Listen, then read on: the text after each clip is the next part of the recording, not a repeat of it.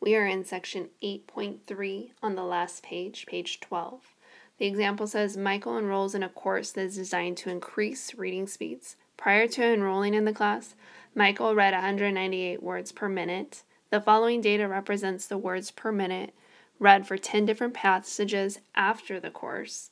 So there's a list of numbers there. And it says because the sample size is small, what must be done to determine if the sample comes from a population that is normally distributed? This is back in section 6.5.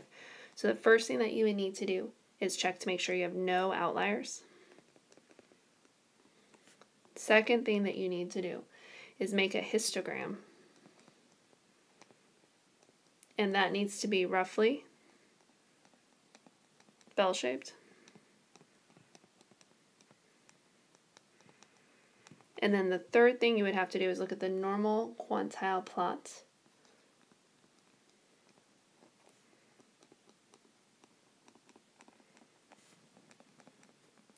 And that needs to be approximately a straight line. So we'll say approximately straight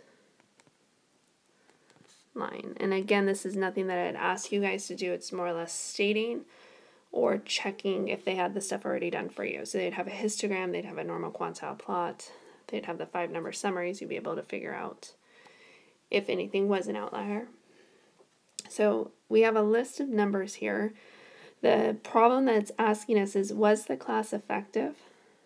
Use the alpha equals 0.10 level of significance. So these are his reading speeds. So we're looking for a mean. So we need H0 and we need H1. Again, this is not a proportion. They are mean values. Proportions are decimals or percents that are small. So I'm going to go ahead and put mu on both of these. Equal sign for our null. And if it's effective, we'll talk about that. But it says that he was reading 198 words per minute. So it would be equal to 198 words per minute. And if it says if the class is effective, that means that he should be reading more than. He should be reading faster, be able to read more words per minute. So I'm going to say greater than 198. So on your calculator, we will be using t-test. And we do have a data in this one. So you need to take a moment, maybe pause the video and enter in all these numbers into L1. Once you have that down and you go to t-test and make sure you're highlighting data, you need to enter in mu naught. Mu naught is 198. You need to make sure your list, where you typed your numbers in, is in L1. If it's something different, put that down. And then your frequency, as stated before, should always be equal to 1. And then you need to go to calculate and select enter.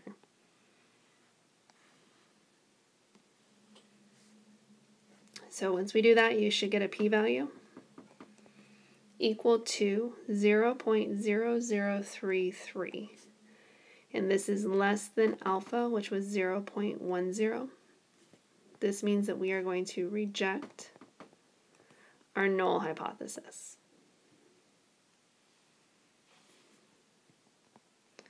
So there is sufficient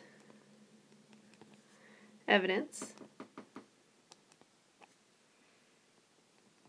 at the alpha equals 0.10 level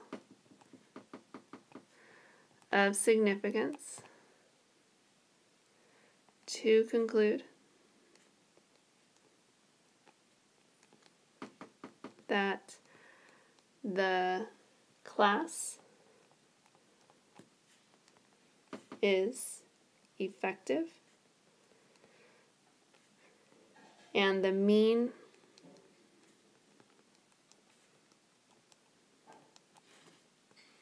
reading speed increased.